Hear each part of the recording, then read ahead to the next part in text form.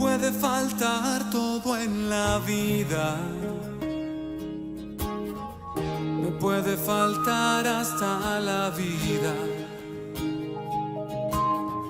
pero nunca quiero que me falte el deseo de amarte hasta el final. Quiero amarte hasta el extremo, sin reservas darme por entero,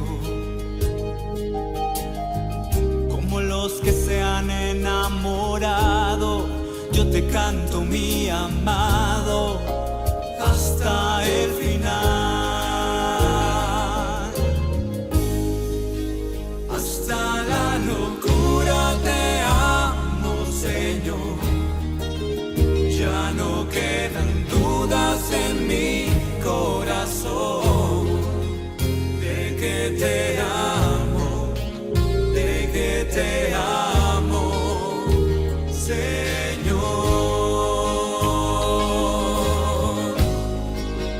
Hasta la locura te amo, Señor. Ya no quedan dudas en mi corazón de que te amo, de que te amo, Señor. Tú eres todo lo que tengo, todo lo que sueño y cuanto pienso, y mi corazón te lo he entregado. Del libro del profeta Miqueas. Hay de aquellos que planean injusticias, que traman el mal durante la noche y al despuntar la mañana lo ejecutan, porque son gente poderosa. Codician los campos y los roban, codician las casas y las usurpan, violando todos los derechos, arruinan al hombre y lo despojan de su herencia. Por eso dice el Señor: estoy planeando contra esta gente una serie de calamidades de las que no podrán escapar. Entonces ya no caminarán con altivez, porque será un tiempo de desgracias. Aquel día la gente se burlará de ellos y les cantará un triste canto. Nos han despojado de todo y se han repartido nuestras tierras. Se han apoderado de nuestra herencia y no hay quien nos la devuelva. Por eso dice el Señor: cuando la asamblea del pueblo distribuya nuevamente las tierras, no habrá parte para ellos. Palabra de Dios. Señor, no te olvides de los pobres. Señor, no te olvides de tus pobres. ¿Por qué te quedas lejos, Señor, y te escondes en el momento de la angustia? La soberbia del malvado oprime al pobre, que se enrede en las intrigas que ha tramado. Señor, no te olvides de tus pobres. El malvado presume de su ambición y el avaro maldice al Señor. El malvado dice con insolencia que no hay Dios que le pida cuentas. Señor, no te olvides de tus pobres. Su boca está llena de engaños y fraudes. Su lengua esconde maldad y opresión. Se agazapa junto a la casa del inocente para matarlo a escondidas. Señor, no te olvides de tus pobres. Pero tú, Señor, ves las penas y los trabajos. Tú los miras y los tomas en tus manos. El pobre se encomienda a ti. Tú eres el socorro del huérfano. Señor, no te olvides de tus pobres. Aleluya, aleluya, aleluya,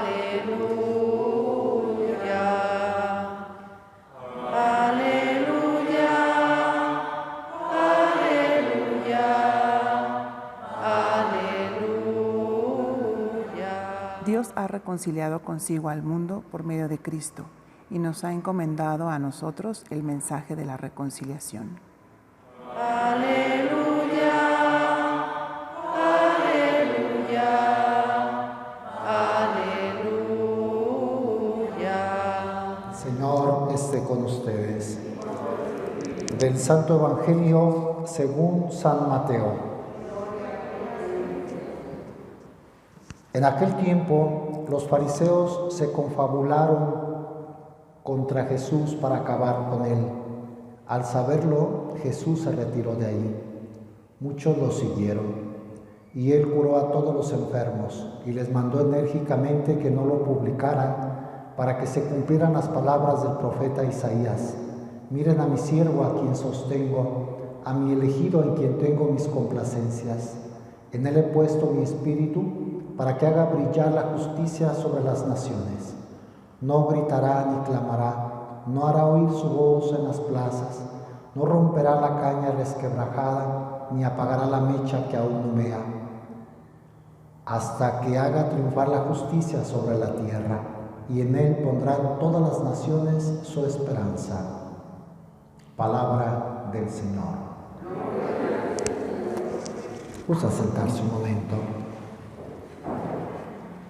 Las dos lecturas, me parece, tienen consonancia, y es la misericordia con los pobres, con los más necesitados de este mundo. El profeta Miqueas es uno de los profetas, pocas veces leemos a Miqueas, es breve su libro del profeta Miqueas, es de los profetas menores. Los mayores, recuerden, Isaías, Jeremías, Ezequiel y Daniel, son los profetas mayores que tienen grandes escritos o profecías. Se les conoce como mayores, y hay muchos menores. Miqueas es uno de los profetas menores, pero es uno de los que más habla de la justicia social, la palabra de Dios que defiende a los necesitados. Y la de hoy es una profecía impresionante. Habla de los poderosos que dice aquí: codician los campos y los roban, codician las casas y las usurpan, violando todos los derechos, arruinan al hombre y lo despojan de su herencia. Pecados sociales graves. Gente usurera que se enriquece a costa de los bienes de los demás, de las viudas, de los huérfanos, de los ignorantes, de los pobres. Existe mucho de eso todavía en nuestro tiempo. Quien aprovechando un cargo se corrompe y se enriquece a costa del bajo salario de los demás, de la poca atención sanitaria. Ahorita estamos como con esa mira, pues, que algunos bienes que se tendrían que dedicar a la salud, pues se desvían. Esos son los pecados graves de gente poderosa. Y dice la palabra de Dios, dice: traman el mal durante la noche y al despuntar la mañana lo ejecutan. O sea, con toda la alevosía y ventaja. En la noche, a la hora de las tinieblas, de la maldad, le dan vueltas. ¿Cómo voy a hacer para quitarles? ¿Cómo voy a hacer para robar? ¿Cómo voy a hacer para dañar a los demás en propio interés? Es palabra de Dios, ¿no? No estamos inventando nada. Recuerden que la palabra de Dios es actual, no es que sea un libro escrito hace años y que ya no tiene validez. Es Dios que nos dice hoy esto. Por eso dice el Señor: ¿quién va a defender a los pobres? ¿Quién va a castigar por su maldad a los poderosos? Dios. Aquí habla de esto. Miren, les leo, porque con una sola vez que escuchemos la palabra no basta, no se nos graba, tenemos que rumiarla. Estoy planeando contra esta gente, dice Dios, una serie de calamidades de las que no podrán escapar. O sea, Dios defiende a los pobres contra los que les hacen daño. Entonces ya no caminarán con altivez. ¿Y cuántas veces vemos personas que antes eran soberbias, después por calamidades de todo tipo, Dios les quita esa altivez, los humilla? Es acción de Dios. A nosotros nos habrá pasado. Porque será un tiempo de desgracias. Aquel día la gente se burlará de ellos, de grandes gobernantes, de grandes magnates en el mundo, de gente que ha hecho daño, que ha matado o mandado matar. Hay muchas personas que hacen mucho daño. ¿Cómo acaban? La gente se burlará de ellos y les cantará un triste canto. El canto es este: nos han despojado de todo y se han repartido nuestras tierras, se han apoderado de nuestra herencia y no hay quien nos la devuelva. Por eso, dice el Señor, Cuando la asamblea del pueblo distribuya nuevamente las tierras, no habrá parte para ellos. O sea, habrá defensa de Dios para los pobres, en contra de los pecados que los hacen sufrir, de la usura, como digo, de la corrupción, del abuso de poder, cosas muy actuales. Y el Salmo va en ese sentido. Señor, no te olvides de los pobres. Le pedimos que Él sea el que defienda. La justicia divina es mayor que la justicia humana. A veces la justicia humana es injusta, es decir, apoya a los malos, a los poderosos, a los soberbios, a los ricos. Entonces los pobres, los abandonados, los marginados. Estamos ahorita en una época muy sensible, social, aquí no tanto, en el nivel mundial, de hacer mucho por los más necesitados. Están levantando la voz muchos teólogos, sobre todo, a favor de los indígenas, de la Amazonia, allá por Brasil, que están muy pobres. Aquí los indígenas, esos son los marginados de ahora, son los pobres, los enfermos, los que perdieron su trabajo. Hay mucho que hacer por ellos. Dios, a través de nosotros, les tiene que ayudar. El Salmo va en ese sentido. El malvado presume de su ambición. El malvado dice con insolencia que no hay Dios. Su boca está llena de engaños y fraudes. Pero tú, Señor, ves las penas y los trabajos. Tú los miras y los tomas en tus manos. El pobre se encomienda a ti. Tú eres el socorro del huérfano. Dios que no abandona a nadie. Y nosotros, seguidores de Dios, tenemos que no abandonar a los que podamos ayudar. Así de sencillo. Ahora, después de esta pandemia que cambia el mundo, hay más pobres, más enfermos, más necesitados, más marginados. Tenemos que solidarizarnos con ellos y a la manera de Dios defender la justicia. Lejos nosotros de caer en actitudes que hagan sufrir a los demás. Y digo que había consonancia con el Evangelio, porque en el Evangelio Jesús se compadece de los pobres, de los enfermos. Les releo. Dice que los fariseos se confabularon contra Jesús para acabar con él, los poderosos, religiosos poderosos. Y aparte eran poderosos económicamente. La mayoría de los fariseos pues eran de élite, de la élite socioeconómica. Se confabularon contra él. Esta expresión es preciosa. Al saberlo, Jesús se retiró de ahí. Es decir, hay que retirarnos de la maldad. A veces tenemos que alejarnos. No tenemos por qué. Jesús ama a todos, pero bueno, tú estás ahorita en una situación que no puedes aceptarlo. Se retiró de allí. ¿Con qué libertad? Jesús se retiró. Hay veces que hay que retirarnos de personas, de ambientes, de culturas, de trabajos. Jesús se retiró de allí. ¿Y qué más dice? Muchos lo siguieron. Esos fariseos, déjenlos. No están capacitados, no tienen humildad para aceptar mis palabras. Se retiró y muchos lo siguieron, y él curó a todos los enfermos y les mandó enérgicamente que no lo publicaran, como diciendo, los poderosos no merecen, no abre su corazón a mí, ustedes los más necesitados sí, y los curó. Y aprovecha el evangelista San Mateo para hacer una remembranza del profeta Isaías, que se lee completa, larga, dicen. O sea, esto es lo que es Jesús, lo que se anunció en el profeta Isaías con la figura del siervo de Yahvé se cumple en Jesús. ¿Cómo era Jesús? Como el siervo de Yahvé de Isaías. ¿Cuáles eran las actitudes del siervo de Yahvé?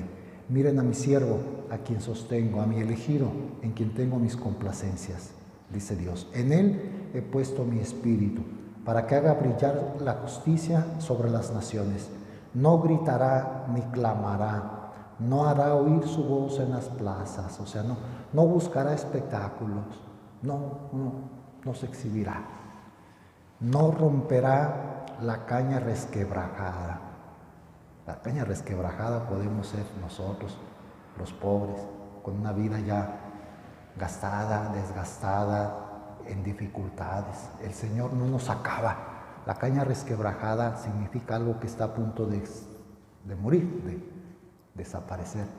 El Señor no es que a ti que estás más, no. Dice, no romperá la caña resquebrajada, ni apagará la mecha que aún humea. Si hay algo de humo todavía, ya no está el fuego de tu vida en grande, se está apagando, el Señor no la acaba de apagar.